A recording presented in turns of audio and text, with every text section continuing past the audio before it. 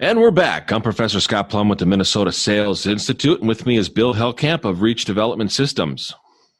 Hey, let's be honest with each other. There's something about selling that scares you. When you find yourself in a situation where you have to do that thing, you can feel your heart beat a little faster and your palms start to sweat. At this point, you can either drive yourself forward or find another task to do. But if you find another task, it puts one more chip into your wall of confidence and hurts your ability to move the sale forward. In this podcast, Scott and I will discuss the topic of you must overcome fear and how we can work through it. All that and more on episode 422 of the Get in the Door podcast.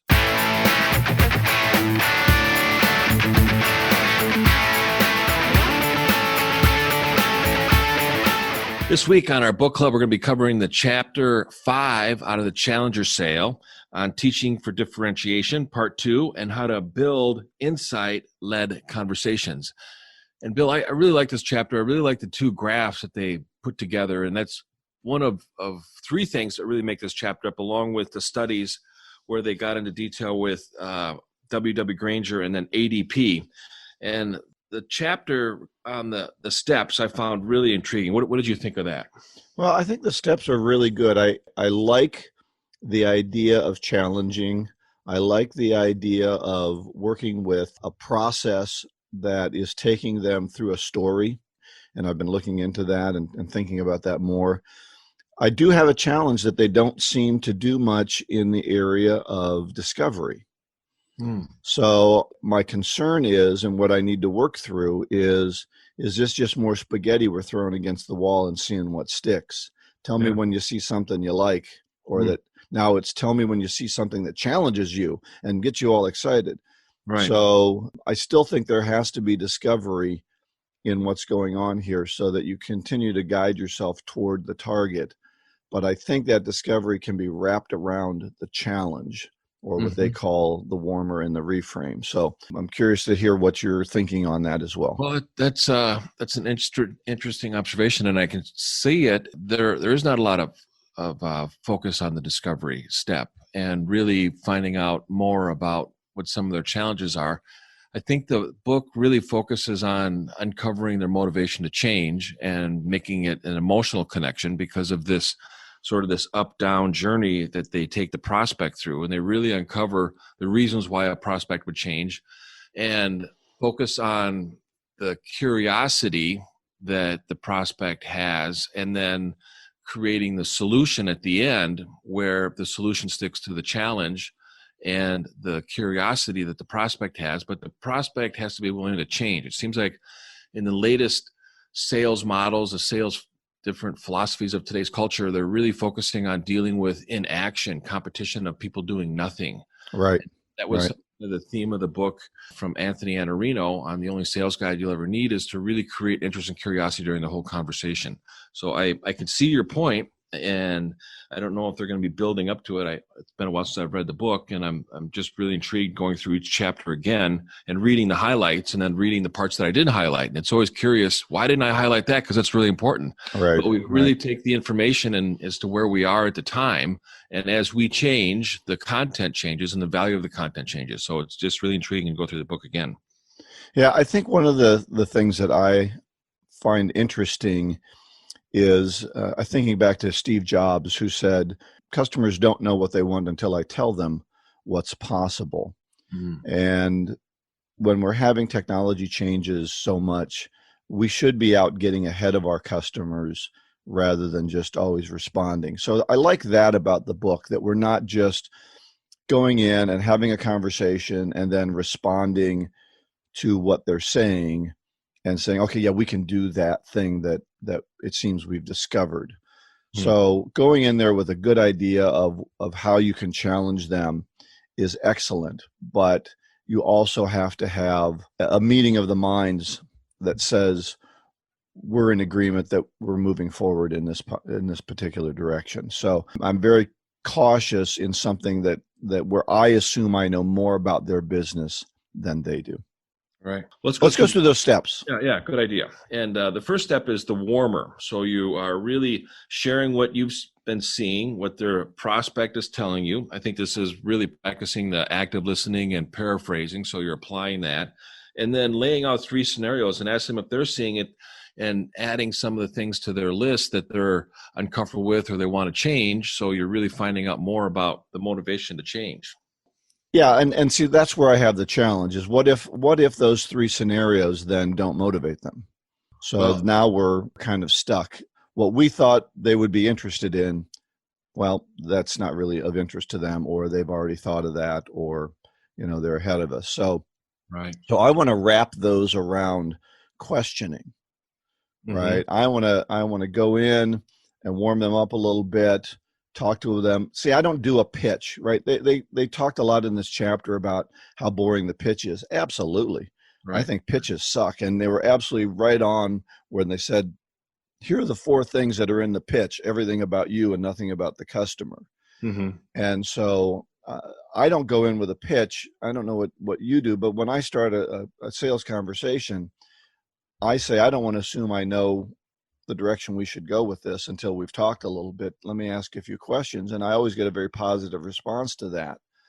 So I would still go in with that and then have these 3 scenarios to start to talk about. I think the other assumption that I saw in this chapter that I don't do is that I make up the solution right there in the first meeting. I never make up a solution without going back and thinking about it and having a second meeting with them. Sure. So they talk in this about you need these scenarios or this challenge or this, kind of prefab solution for them because you don't want to have to make it up as you go. I never make it up as you go. And I tell people to save your solution so you can go back and think about it and come back with something that's decent for the customer. That's where I think they're getting out in front of their skis a little bit and laying out a bunch of scenarios that may or may not resonate with that particular client. Well, I think that's following the challenger model is they want a salesperson to go in there and challenge the prospect a little bit, bring information to the prospect that is common in most cases with the prospect that they're dealing with. And in our world, I mean, if you and I went and talked to a prospect and we said, a lot of times people invite me in because their salespeople are not making enough calls, or not getting enough in front of enough qualified prospects. They're having long sales cycles. They're not covering creative discovery questions. They have a tough time talking about money. And those are common things that salespeople struggle with all the time. And if we propose that, I think a lot of the prospects that we talk to can relate to that. And so now we're creating the scenarios based on our experience and what's common in the industry for salespeople to be struggling with. And then our prospect is nodding their head going, yeah, that's exactly right. That's exactly what we're happening too. And I end up proposing is, when and if we ever did a training session, what would you like your sales team to do when they leave the room? Right. And now I'm starting to get that's the lead question for me. Okay. Right. I wouldn't go in and start saying, here's all the great reasons why you asked me in here. Instead, I would say, why did you agree to see me? What are some of the challenges that you're dealing with? And then as a result of those challenges, then I might say, well, some of the things that what you're talking about are common things that we see. Here's some other things also. Are you dealing with these? Right. So again, I think that's a better way to let them be the hero rather than assuming because I have experience that they have the same challenges that I've dealt with other companies. Sure. No, that makes sense. It's just turning it around a little bit. And I want to mix in the questions. Again, I think it's great to go and really think through, and this is what most salespeople I talk to don't do. They just go from appointment to appointment. And what the challenger sale is requiring them to do is really think ahead about this customer, what their challenges might be, which of our solutions might be the most appropriate for the challenges in that particular industry. Bring that information in. But then I would say, start with some questions to guide those suggestions that you're going to make or those scenarios that you're going to make. Right. And I would say out of all the steps, the first one is probably closest to a discovery step and asking questions. It's possible to do there. Yeah. So the step 2 is the reframe, which I found really interesting. They talk about amplifying their situation, finding a bigger problem, kind of building up the problem here. Right, right, exactly. And also the opportunity. When I'm calling on companies now and I'm asking them, I said, do you see opportunities in the marketplace right now that your sales team is not capturing?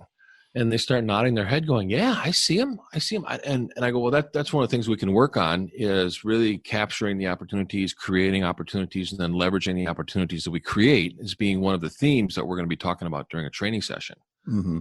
And then if we don't fail to provide a unique insight at this second step of reframing, we fail to provide a unique value proposition. And that's what the challenger sales model really promotes, is to challenge the existing state, challenge the existing process, and then work on creating a unique value proposition through the reframing process. Well, but that unique value proposition comes from your uniqueness in the marketplace, right? What you've discovered to be your unique step. So the questioning in this spot is trying to drive toward that unique value. And the reframing that they call it is driving toward that unique value. Because if we can't find a link to that unique value, then anybody will be able to solve their problem for them. And I think there's one thing in this step, and I don't think they covered it at all, is to play to your strengths. So as a challenger salesperson, you need to reframe to your strengths. Yep. And why somebody would want to hire you, and how you're unique in that what you offer is not available through anybody else. So when it comes down to what's important, what really matters, and you're the only one providing it, you've got a greater chance of retaining the prospect and closing the sale versus having them go out and shop your proposal or pick somebody else. Absolutely. So step 3 is rational grounding. So we're starting to talk about solving the problem, but we really still want to make them, this, to me, this was to go back a little bit and continue to help them dig the hole, right? So I always heard that the goal in a sales call is to dig a hole, and your solution is the ladder to get them out of the hole. Mm-hmm. So they're talking about drowning, and I think they're talking about, if you don't solve this problem, what are going to be the results of this return on investment, value, those sorts of things, right? Yeah. From a rational standpoint, because the next one is going to be about emotion. So this first one is, what happens if you don't solve this problem now? Mm-hmm. And this is, for those of you that are playing along at home, this really overlaps with what I've been sharing in the past, is build up the cost. What is the cost and consequences of inaction? So we're looking at what is the return on investment of solving the problem, not what is the return of investment of not solving the problem or focusing on the solution. So when we look at what happens if we don't do anything and it magnifies, then we're really getting into, now we're really talking about some cost. And in most cases, it probably takes 4 times as much to fix something than it does to prevent it from happening in the beginning. And your cost that you establish during this step is going to be compared to the price, and the difference is value. So cost minus price equals value. Right. So the rational part is where you're creating a value proposition beyond just you need this. Mm-hmm. Now it's a value proposition that can be termed in terms of dollars. Right. Yeah. And this is where I think they really kind of peak the the motivation of change. Why would somebody want to change? What's the motivation? Because we're looking at, is it worth solving? Right. Get them off the schneid, right? What's going to make you go through, because, whether it's training or whether it's retooling a part or buying a new piece of equipment, all of that causes things to go into an uproar. Right. So one of the things that's in the back of the mind of many people is, if I don't do this, what's going to happen? And if it's not that bad, I don't know if I want to go through the trouble. I'm 3 years away from retirement. And oh, right. So, right. I mean, you got those things that are going on in people's heads. Absolutely. And I think once you get to this step, so you've reframed it, you amplify the current situation, you create a bigger problem or more opportunity. Now they have a chance to say yes or no once it's been recognized. And we all have a choice when something's been recognized. If something hasn't been recognized, then we don't have a choice, because there's no decision that needs to be made. But I don't think you're asking them to say yes or no at this point, because you haven't taken them to step 4. Well, is it worth solving? I think was one of the things in this chapter or this section is, I mean, are you really interested in solving the problem, or are you perfectly content with where you're at right now? And Yeah. But not I think everybody by wants. going to step 4, which is the emotional impact, and Hmm. this was something I was taught a long time ago, is you can't just talk about, what if you solve this problem? Oh, okay, you'll make $10,000 more a month or something. The next question then is, what would you do with that? Sure. Right. Yeah. Right? What happens if your sales can go up to the point where you want it to go? If we can help you through this process, solve this problem, what does that mean to you in time and effort and getting home early and Hmm. all the things? And that's why they really want to take it to emotional, because often the ROI is not enough of an effect to cause them to want to change. Sometimes Exactly. they have to understand what the emotional impact is on that. And I really like this part of it. Yeah. And I don't think many salespeople take it to this. Right. They really don't. I think they're either they don't know that this is an important step, and we've all heard it. People buy emotionally, they justify it intellectually, but we never take the prospect to an emotional level. Sometimes the prospect ends up getting emotional before we're prepared for it, so then we stop asking questions because we're upsetting the prospect. We don't want them not to like us, so we stop challenging them. But in reality, you're getting to them a point where they're about to make a decision on whether to proceed or not proceed, because the reality is unpleasant and they don't like the situation. So they have to decide, are you Yeah. going to be content or not? Yeah. And it's the carrot or the stick, right? It can be, if this goes well, you're going to have this, better life. You'll get home earlier. You'll have less scrap, whatever that thing is that makes them happier. Mm-hmm. But you'll also have the return on investment. But it could also be the stick. If you don't do this, Right. if Yeah. you don't change, nothing changes, and you're not happy now. Mm-hmm. So you're going to have to do something if you want to get this challenge out of your way. And then the next step, step 5, is a new way. So you're really selling the solutions, not the company. So you're working with them to visualize a different state based on applying a solution, applying something different, or getting an opportunity where you're capturing an opportunity and then visualizing what that would look like. Now, keep in mind, we're holding off the company until step 6. So we need to really throttle that back and not get too excited about presenting that, but really focused on the solution. The solution is going to stick to the problem. Right. I think the issue is that you want to take them step by step and not try to do 2 steps at the same time. So if they buy into the solution, yes, I must do this, yes, I must solve this, then step 6 comes naturally rather than being forced. And that was what we talked with Steve Keating about, which was the close. Yeah. Right. The close is uncomfortable if I haven't taken them through the steps of the process and I try to do it too early. That's why I don't like the always be closing type of thing. You can try to close too early before they're ready, and then you lose the deal because you've taken them too far too fast and they haven't made an emotional decision to do this yet. So once they bought the solution, then of course, if ours is the only solution or the only organization that can provide that kind of solution, then it becomes a natural move. Right. And that's step 6 Yep. is, selling the solution and the company. And to keep in mind that we don't lead with, we lead to. Yep. So we're leading the prospect to us as the solution provider, the preferred solution provider. You mentioned Steve Keating. If you haven't listened to episode 420, it's really worth your time. It's a fabulous interview with Steve Keating. Yeah, we're going to have him back again. We just have to find the right timing. All right. So anyway, I really like these 6 steps. I do think that they have jettisoned too early the questioning, the discovery part of this. I find it to be good steps, but there needs to be questioning and discovery as you go, especially through step 1 and step 2, to discover what their real needs are, what's keeping them up at night, as it were, what's the problem from their point of view, because they've already bought that as the problem. Mm-hmm. Sometimes if you just say, okay, here's the problems we see, those don't really bother me. And now we're driving into something that really doesn't bother them, but it bothers somebody else, and we thought it would bother them too. Right. Not everybody wants to change, and not everybody has a problem. And that's one thing that we have to keep in mind. Yep. So I think this is good. I'm looking forward to continuing through it. I will be adapting, and I've got a couple of appointments coming up, so I'm going to think about, what I really want to think about especially is what can I teach them? What can I bring to the table with me that's going to pique their interest above and beyond? Because normally I would just go through all the questions and then say, okay, let's get back together again when I've thought about it. And that's always worked out very well. Mm-hmm. But I do think I can create a larger solution if I can show them that the larger solution is possible. I've learned that in the appointments that I go on, if I'm able to come up with a proposal and a plan right there during the conversation, I've got a greater chance of getting the commitment.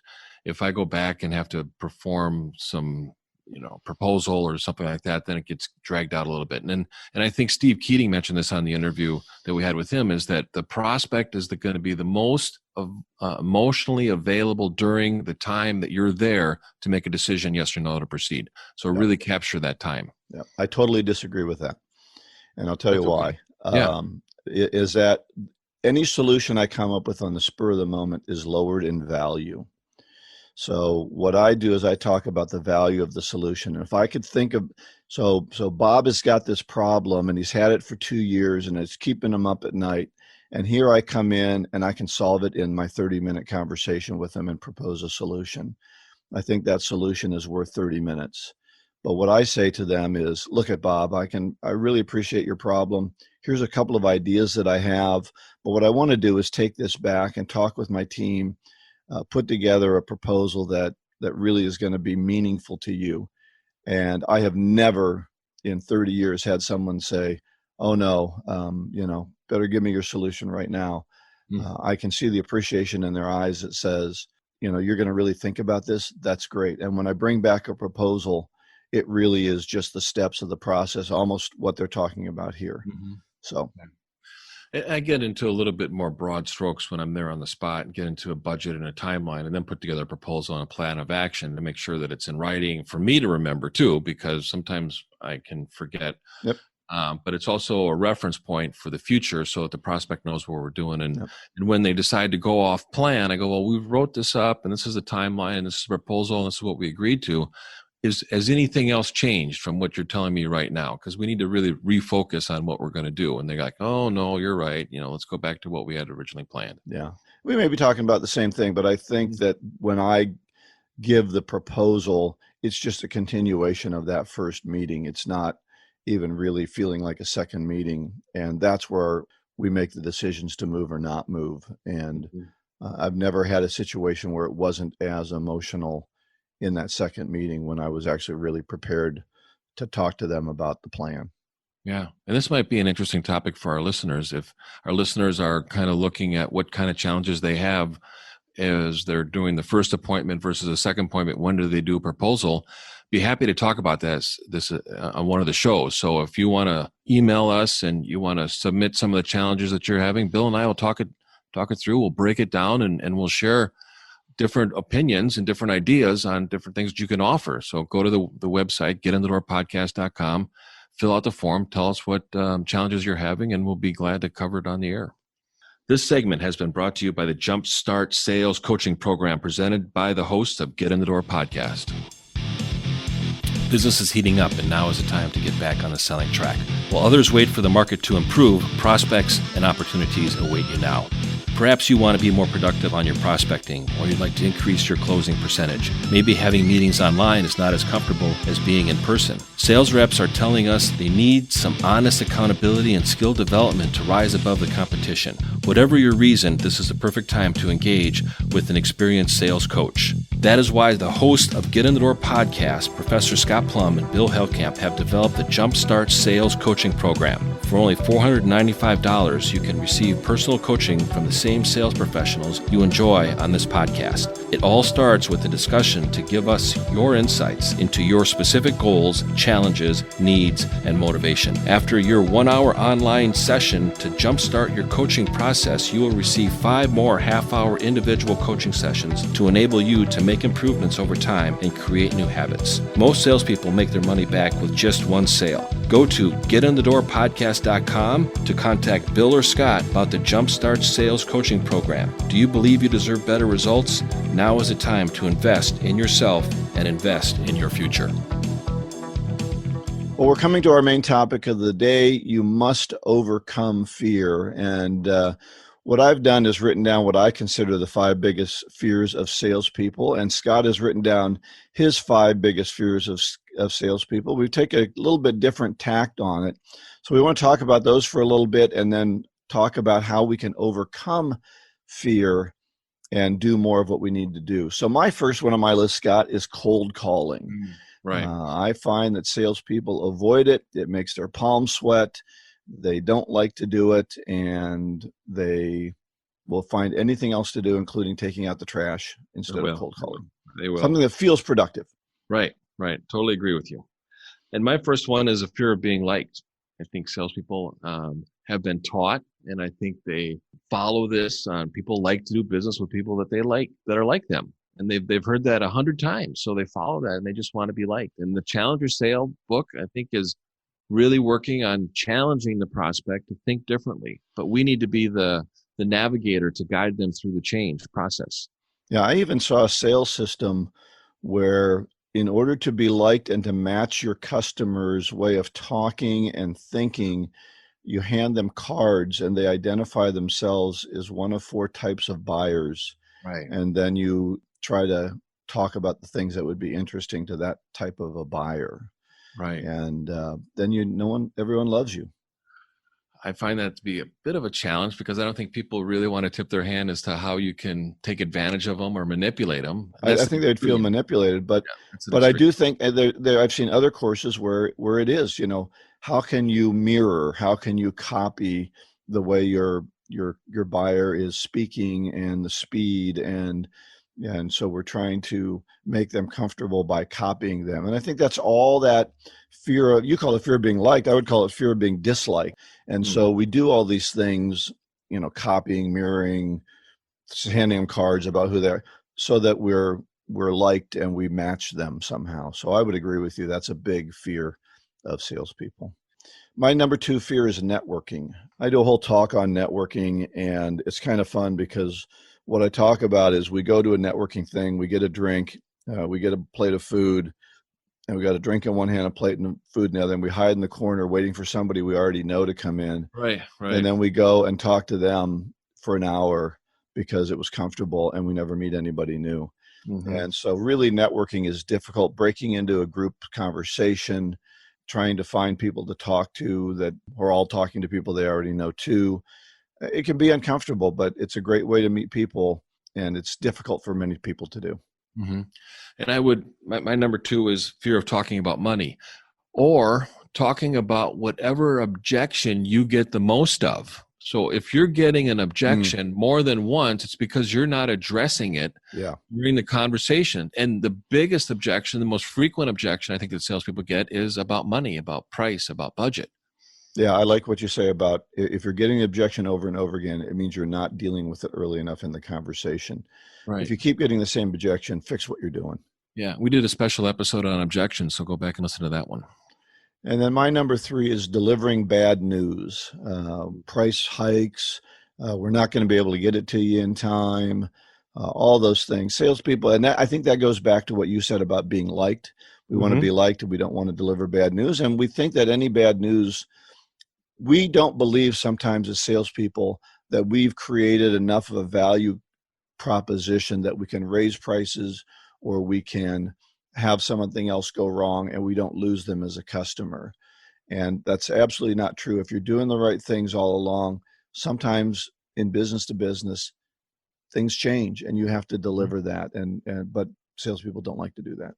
Right. I've worked with a couple of companies in that situation, and the challenge is that the leadership doesn't reposition the value proposition to be able to emphasize the benefits of change and growth, and they just talk about a problem, and that they expect the salespeople to go out and solve the problem. No, leadership has to come up with a changed value proposition as to why this is necessary to change. Yep. What's your number 3? Fear of asking questions. I think salespeople end up getting that emotional response from prospects. The prospects getting upset, they stop asking questions, or they feel like they're interrogating somebody, so they don't get all the information, and they just want to get to submitting a proposal so that they can get a sale. Well, they want to pitch. Yeah, they want to pitch, and I hate that word. That's why maybe it set me off in the Challenger sales piece, because pitching is hoping that they'll hit it, and Real pitching is you're hoping they don't hit it. So I don't know what kind of a pitch you're trying to deliver if you want them to hit it. But I would absolutely agree. I think their fear is in preparing questions. They think they're so smart that they can go in and the great questions will come to them. Mm-hmm. And all that comes to them, and I think we talked about this before, is product knowledge, because that's all they've spent time preparing. Mm-hmm. Companies put so much emphasis on product knowledge that once I'm full of it, then I got to let it come out. Right. And I find new salespeople ask better questions because they don't know anything, and all they've got is questions. Right. The benefit of product knowledge is that if salespeople feel that they're prepared, it gives them confidence. The problem is you will never know everything there is to know about the product. And it's not your job as a salesperson to be an engineer and to be able to know everything there is to know about the product. You need to know enough about the product to go out and look for the problem. The product sticks to the problem. That's about as much as you need to know. Yeah, but then that goes against what the Challenger sale is talking about. They want you to know not just about your product and your solution, but also the other company's challenges as well. So I would agree with your statement, but then that kind of goes against what the Challenger sales wants you to do. Yeah. I have number 4 as asking for the order, which again, to go back to the Steve Keating interview, that was about asking for the order. I think salespeople, again, it goes back to being liked. A lot of these do. So I think that is a core challenge. But when I ask for the order, I just hope they'll just beg me to buy. So I just keep talking. And when you go, hey, I got to buy it, get out of my office, then I'm like, okay, great. How many should I put you down for? Right. And my number 4 is fear of making a sale. I think there are some salespeople that just really struggle with success and they're uncomfortable with it. And anytime that we change, either we become more successful or we end up losing more, we get uncomfortable. I think we stay in a state of complacency and we stay where we're most comfortable and we're afraid of risking what we have to get more. So if we're getting more, we feel like we're going to be taking on more obligations, more works, and we have a chance to disappoint more people. Yeah. Well, we do take on more work, right? So we're challenged by the other work. I'm really good with having appointments, but if I make a sale, now I've got to deliver, and right. It's easier if I just get told no. So right. Yeah. My number 5 is talking to the C level. We're very comfortable at talking to people that are at our peer level. And once it goes up a couple of levels and really gets into the rare air, we get scared that we don't have enough information, enough capacity, enough capability to talk to somebody at the C level. And so we avoid it. And the C level people are they're kind of get lonely up there if you don't go talk to them. Right. Exactly. My number 5 is fear of conflict. So it goes back to the number 1, being liked. So conflict is good because conflict is two people being completely honest with one another. What a wonderful conversation if you can have two people being honest with one another. Yeah, but you know what, as we see this conflict grow in the world around us, I think we can see a lot of people using avoidance because we've seen bullying behavior come up a lot. I think Twitter is the greatest bullying tool ever created by man. So that's discourse, but there's no respect between the two parties. Right, because I can be anonymous. Yeah, I'm Tiger Cat 51 can hide behind his little, his little icon and get out of his grandma's basement. So yeah, exactly. All right. So how do we overcome fears? I got a couple ideas. I know you do too. Yeah. One of the things I think you should do is insulate yourself from negative influences. There's people out there that are negative. Your peers can be negative. We've dealt with it before. Oh boy, business is really down and you can't make a sale these days. And once you hear that, those things go into your mind. Your competitors can be negative about you. Your product isn't as good as ours. Sometimes your customers can be negative. Your boss can be negative. I tell you, you've talked about it a lot when bosses think about nothing but what was the last sale that you made. Right. What can we do? And then family and friends can be negative. So try to insulate yourself from negative mindsets. You can avoid them. You can try to enlist them, right? Talk to your boss and say, this isn't really helping me. Mm-hmm. Here's what would help me to be more productive. Or, sometimes you can use it as stimulation. Somebody says you're not going to do it. I've seen many people get their backs up and say, you're not going to tell me I'm not going to do it. And they use that negative as stimulation to move forward. So watch out who you're around.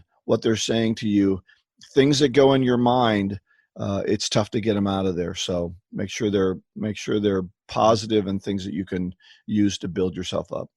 That's good advice. I think it's important to have a mentor or confidant or some person that you work with to overcome the challenges that you can be vulnerable with and is going to be encouraging and is going to work with you to achieve your goals. I think one thing that people struggle with is if you change, everyone around you changes. And there's some people that are in your life right now that don't want you to change. They don't want you to grow and become better, because if you become better, then you outgrow them and you find other friends that are more successful. And that's what they're most fearful of. So they end up holding you back and subconsciously sabotaging you.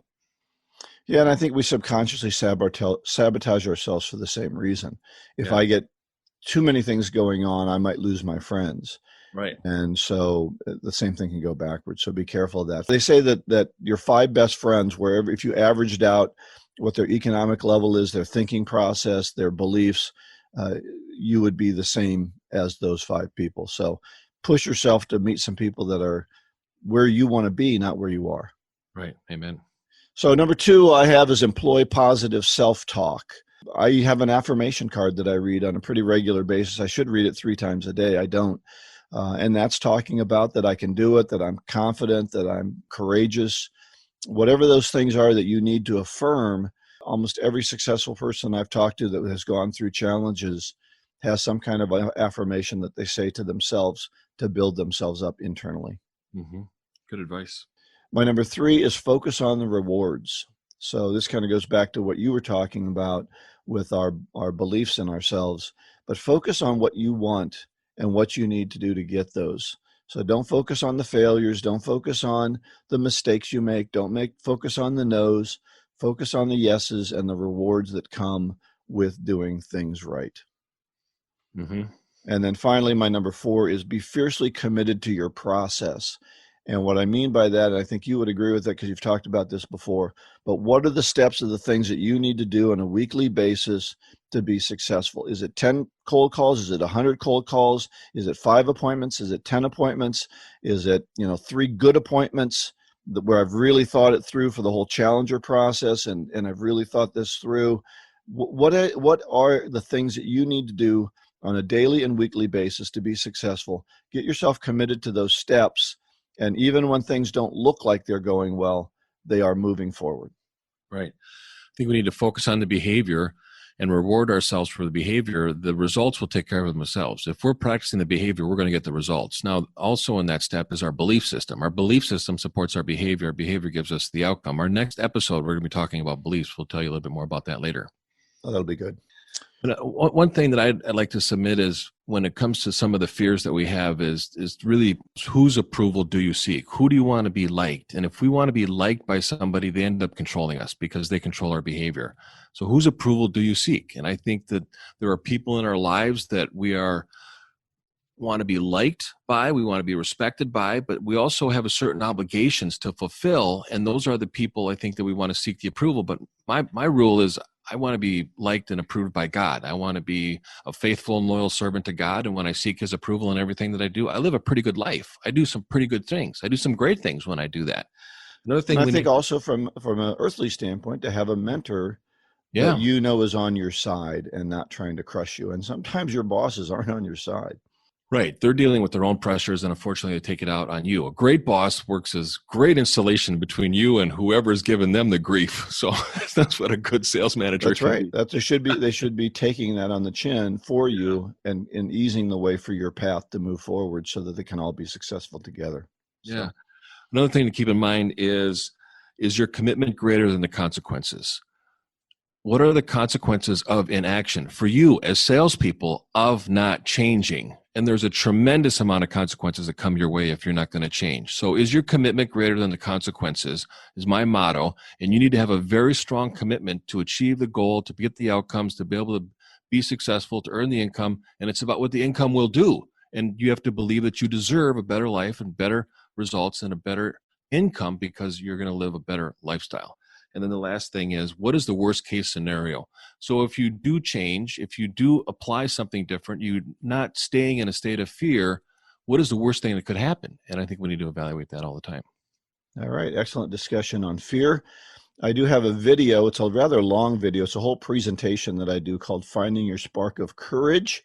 And we'll have that linked on our resource page at getinthedoorpodcast.com. This segment of the Get in the Door podcast is brought to you by Steve Kloida's book, The Art of Prospecting, Your Guide to Getting in the Door.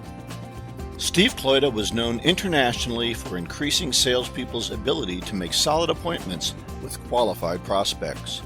You too can learn this essential skill by ordering a copy of his superb book, The Art of Prospecting, Your Guide to Getting in the Door. In this book, Steve shares the top strategies and tactics he has developed, implemented, and personally tested with more than 1 million sales and prospecting calls. You can get his book on the website, theprospectingexpert.com. In addition, check out his other great online resources. Instant Sales Coaching, which will guide you through 5 online success modules. A guided prospecting process entitled Call Reluctance Transformer, and the Magnetic Selling Strategies Workbook, a detailed step-by-step guide to increasing your sales.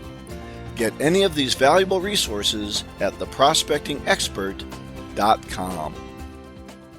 Our golden nugget and close today is a quote from W. Clement Stone's, "Thinking will not overcome fear, but action will."